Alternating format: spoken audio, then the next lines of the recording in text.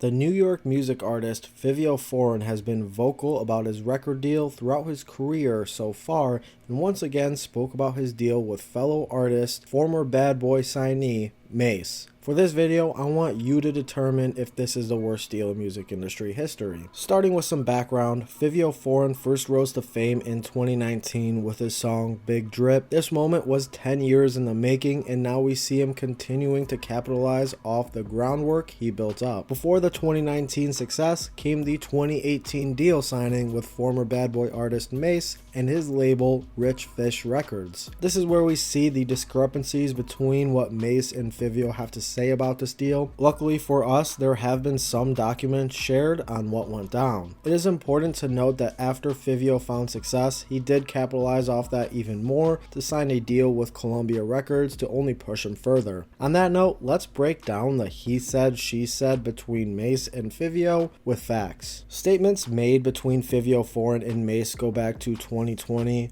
This came from Mase defending FIVIO in a discussion about publishing ownership. For those who do not know, Mase, a former artist from Diddy's Bad Boy Records, has been very vocal about having no ownership of his music from his deal in 1996. I actually have talked about Mase and his deal with Bad Boy in one of my worst deals in music industry history videos. He has been trying to buy back his ownership for years now. In 2020, rumors came about that Mase was doing the same thing to FIVIO, taking all of his publishing ownership. Mase quickly clarified that this was untrue and he actually owns 0% of FIVIO's publishing rights. Nothing wrong with this interaction. I think this is actually very important to mention because this shows that Mase wasn't pulling anything shady with ownership and put FIVIO in a great place to continue to grow. Where things go south is more recently when FIVIO talked about the advance he received from signing with Mase. On the $1 Million Worth of Game podcast, FIVIO had to say that he did not know what he was signing at the time and only received a $5,000 advance. In the very next $1 Million Worth of Game episode, Mase was brought on to talk about his side of the story, stating that FIVIO actually received a $750,000 advance from the deal done with Columbia. With FIVIO originally being signed to Mase, there was a level of control that was able to take place when trying to get deals elsewhere. So in this case, both Mase and FIVIO made money from signing to Columbia. However, there is an alleged contract that has been released to the public that shows that in contract, FIVIO only received that $5,000. Looking more into that contract as well, there are some other concerning aspects like not having creative control. So what should be believed with this talk on both sides? If the contract documents are true, it shows that yes, FIVIO did sign for a $5,000 advance and also confirms that he did not know what he was signing at the time. That is another big issue in itself. Artists need to know their contracts. Mase should know that more than anyone. I do think there is some truth to Mase's comments about the $750 advance. He did mention there were multiple separate occasions of FIVIO receiving money, starting with the $5K and moving up from there. Overall, this is a sticky situation no matter how you look at it. On one side, we have Mase defending himself and his label, showing that he is trying to be different than what happened to him. On the other side, we have FIVIO showing his distaste for his deal with Mase, and that lays the underlying problem of not knowing your deal. That brings me to the question, is this the worst deal in music industry history? That's for you to decide. Thanks for watching. Have a great day.